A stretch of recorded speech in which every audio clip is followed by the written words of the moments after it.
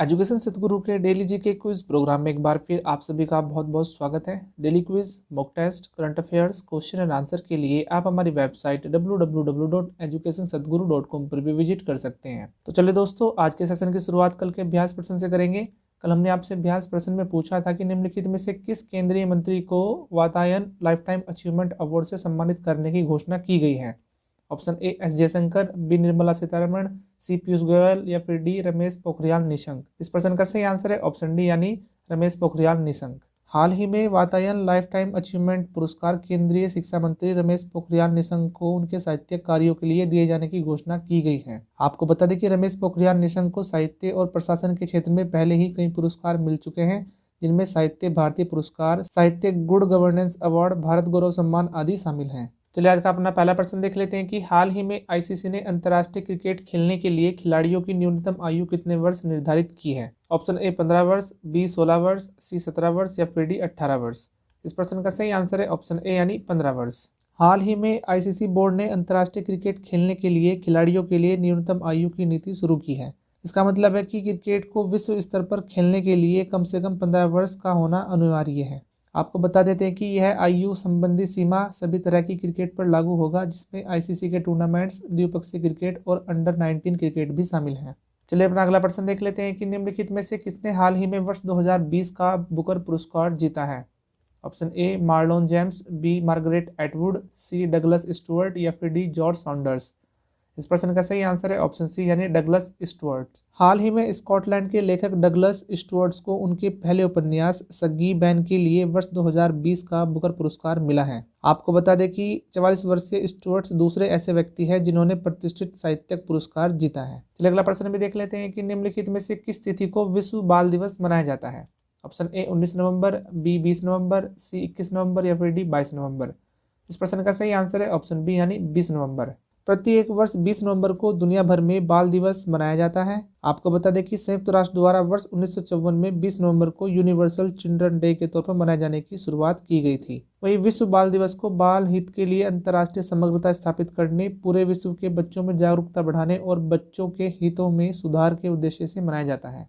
इसी के साथ अगला प्रश्न भी देख लेते हैं कि निकासी सीमा के साथ हाल ही में किस निजी बैंक को भारतीय रिजर्व बैंक ने स्थगन के तहत रखा है। Option A Dhanlaxmi Bank, B Lakshmi Vilas Bank, C Karnataka Bank या फिर डी जम्मू कश्मीर बैंक। इस प्रश्न का सही आंसर है ऑप्शन बी यानी लक्ष्मी विलास बैंक। हाल ही में भारतीय रिजर्व बैंक ने लक्ष्मी विलास बैंक को स्थगन के तहत रखा है और जमा निकासी को सीमित कर दिया है। आपको बता देते हैं कि आरबीआई ने डीबीएस बैंक ऑफ इंडिया के साथ बैंक को मिलाने का प्रस्ताव भी रखा है और यह निर्णय पिछले 3 वर्षों में विलास बैंक की वित्तीय स्थिति के खराब होने के कारण लिया गया है। चलिए अगला प्रश्न भी देख लेते हैं कि निम्नलिखित में से किस तिथि को विश्व टेलीविजन दिवस मनाया जाता है। ऑप्शन ए 19 नवंबर, बी 20 नवंबर, सी 21 नवंबर या फिर डी 22 नवंबर। इस प्रश्न का सही आंसर है ऑप्शन सी यानी 21 नवंबर। प्रत्येक वर्ष 21 नवंबर को दुनिया भर में विश्व टेलीविजन दिवस मनाया जाता है। आपको बता देते हैं कि पहला विश्व टेलीविजन मंच 21 नवंबर 1996 को हुआ और संयुक्त राष्ट्र महासभा ने इस दिन को विश्व टेलीविजन दिवस के रूप में चिन्हित किया। विश्व में टेलीविजन नाटकों की भूमिका के बारे में लोगों में जागरूकता बढ़ाने के लिए स्थानीय और वैश्विक स्तर पर इस दिवस को मनाया जाता है। चलिए इसके साथ अगला प्रश्न देख लेते हैं कि हाल ही में कोविड-19 टीकों के बारे में गलत सूचना का मुकाबला करने के लिए किस संगठन ने हेलो पहल शुरू की है। ऑप्शन ए विश्व स्वास्थ्य संगठन, बी संयुक्त राष्ट्र संघ, सी यूरोपियन यूनियन या फिर डी विश्व बैंक। इस प्रश्न का सही आंसर है ऑप्शन बी यानी संयुक्त राष्ट्र संघ। हाल ही में संयुक्त राष्ट्र संघ ने लंदन विश्वविद्यालय में वैक्सीन कॉन्फिडेंस प्रोजेक्ट के साथ मिलकर हेलो नामक एक नई पहल शुरू की है। इसका उद्देश्य कोविड-19 टीकों के बारे में गलत सूचना के मुद्दे से निपटना है। चलिए अगला प्रश्न भी देख लेते हैं कि हाल ही में भारतीय उच्च आयोग ने किस पड़ोसी देश में स्पेशल एडिशन कलाई घड़ियां लॉन्च की है। Option A Sri Lanka, B Maldives, C Bhutan या फिर D Bangladesh.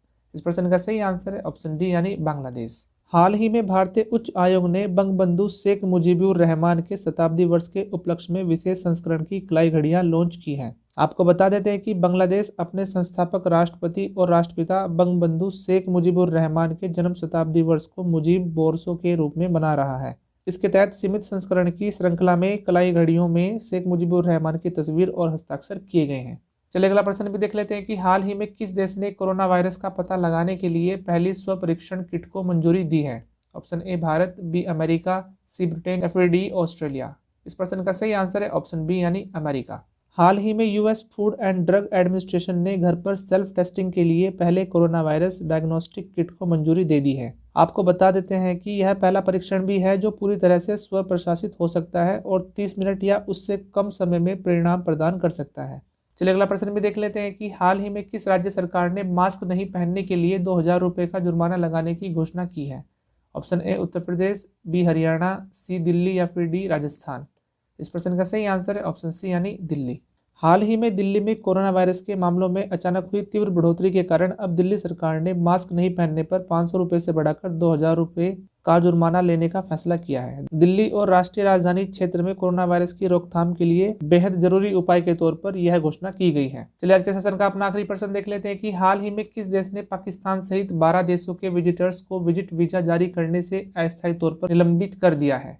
Option A Bharat, B America, C संयुक्त अरब अमीरात या फिर डी सऊदी अरब।